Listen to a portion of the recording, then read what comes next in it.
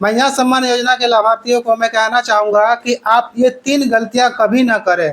जिनको महिला सम्मान योजना की राशि मिल रही है और जिनको महिला सम्मान योजना की राशि नहीं भी मिल रही है, तो कृपया आप ये 3 गलती कभी ना दोहराएँ। इसके लिए वीडियो पर बने रहिए। मैं आपको पूरा डिटेल्स में बताऊँगा कि आप भूल कर भी ये 3 गलतियाँ नहीं करें, जिसके जिसके चलते आपका महिला सम्मान योजना की राशि बंद हो सकती है। और अगर आप इन तीनों में से कोई एक गलती कर दीजिएगा तो आपका महिला सम्मान योजना की राशि जो है वो बंद हो जाएगी, या फिर आपका महिला सम्मान योजना की राशि किसी दूसरे खाते में जाएगी, आपको पता नहीं चलेगा। तो बने रहिए, वीडियो में आपको बताते हैं कि आपको क्या क्या गलतियां नहीं करनी है। हर साथियों, स्वागत है आप सभी का आपके अपने YouTube channel Utpal Modi official पर। तो आशा करता हूं कि आप सभी महिला सम्मान योजना लाभुकों को 2500 रुपये की राशि जो है वो मिल गई होगी, और बहुत सारे ज़िले में अभी तक राशि नहीं मिली है।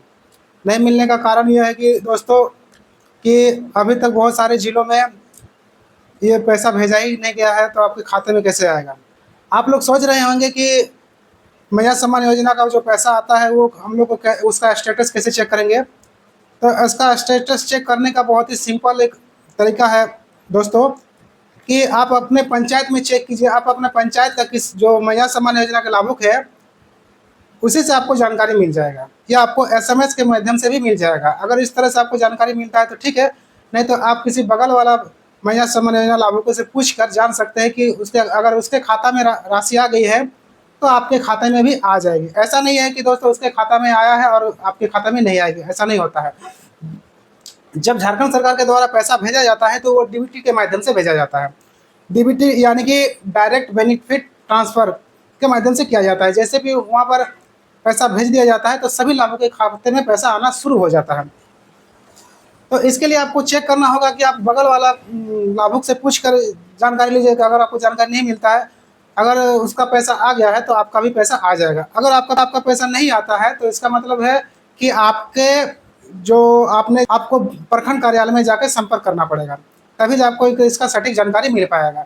अगर आप किसी बिचौलिया का सहायता लेते हैं तो ऐसा आप बिल्कुल भी ना करें, क्योंकि बिचौलिया द्वारा किया गया काम आपका जल्दी से नहीं होगा। क्योंकि वहाँ पर जो ब्लॉक या जिला में जो काम करने वाले लोग बैठे रहते हैं वो ज़्यादातर बिचौलिया के बात से काम नहीं करते हैं।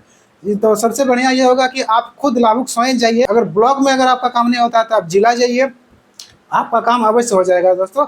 और आपको जानकारी भी प्राप्त हो जाएगी कि आपका जो राशि है वो क्यों नहीं आया है, और आपको अगर कोई त्रुटि होगा तो आपका बता दिया जाएगा, और आप उस हिसाब से अपना काम कीजिए और आपका काम हो जाएगा। कि आप लोग को 3 गलती कभी भी नहीं करना है, जिससे कि आपको जो मिल रहा है राशि, महिला सम्मान योजना की राशि, वो बीच में भी बंद हो सकती है। बंद नहीं हो सकती है, या दूसरा भी कुछ कारण हो सकता है जिससे वो राशि जो सरकार द्वारा भेजी जाती है डीबीटी के माध्यम से, वो आपको पता नहीं चलेगा। तो वे 3 बातें आप लोग ज़रूर ध्यान से देखिएगा। और ये 3 बातें हैं कि आपको हमेशा हमेशा 2-3 महीना में आप अपना एनपीसीआई डीबीटी चेक करते रहिए कि आपका जो आपका अकाउंट नंबर है उसमें आधार नंबर लिंक किया हुआ है। अगर वो एनपीसीआई कभी कभी फेल हो जाता है, कभी कभी डीबीटी भी फेल हो जाता है, तो इसके लिए आपको जो आधार ऐप है, आधार का जो ऐप है उसी के द्वारा आप उसको चेक कर सकते हैं। उसमें जाके आप अपना आधार नंबर ओटीपी डाल के अगर आप लोग बोलिएगा दोस्तों तो वो भी आप लोग को कैसे किया जाएगा आप लोग को बता देंगे। तो वो सबसे बढ़िया बेस्ट तरीका होता है कि आप वहाँ जाकर चेक कर पाइएगा कि आपका आधार जो है, आपका जो अभी जो अकाउंट है आधार है वो लिंक है कि नहीं है, और आपका डीबीटी इनेबल है कि नहीं है, मतलब चालू है कि नहीं है। दूसरा गलती आप लोग क्या कर देते हैं दोस्तों कि आप लोग का जो जब भी सरकारी योजना से संबंधित पंचायत भवन में कैंप लगता है तो आप लोग सबको ही उस योजना का लाभ लेने के लिए दौड़े दौड़े चले आते हैं। बहुत सारे दीदी लोग, बहुत सारे महिला लोग करती क्या है, उसको जानकारी भी नहीं होता है। घर से अपना पासबुक और आधार कार्ड ये दोनों डॉक्यूमेंट लाई भी करती है। तो होता क्या है दोस्तों, कई बार ऐसा होता है कि बैंक के द्वारा भी कैंप लगाया जाता है, और जब बैंक द्वारा कैंप लगाया जाता है तो उसमें बिना जाने समझे कोई बता दिया कि बैंक से खाता खुल रहा है, आप लोग वहाँ खाता खुलवा लेते हैं जो आधार बेस होता है। जैसे ही कि आप लोग वहाँ पर आधार बेस खाता खुलवाते हैं तो वो खाता क्या होता है, उसमें एक्टिव हो जाता है, जो डीबीटी होता है उसमें लागू हो जाता है, चालू हो जाता है। और आप जो महिला सम्मान योजना का राशि जो इसमें आपका खाता में आ रहा था उसमें ना आकर अब आपका पैसा उसमें जाएगा।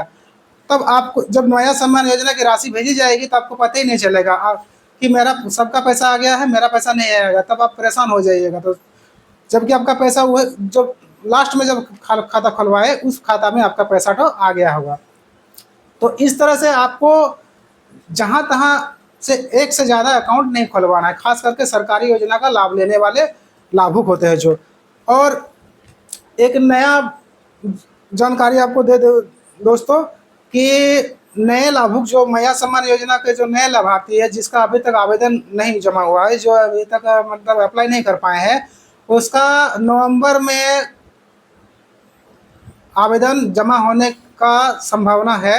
और इसके लिए आपको पेपर के माध्यम से या ब्लॉग के माध्यम से आपको पता चल जाएगा, क्योंकि नवंबर दिसंबर में सरकार आप के द्वारा कैंप लगेगा और उसी समय आपका ये पोर्टल खुलना चालू हो जाएगा।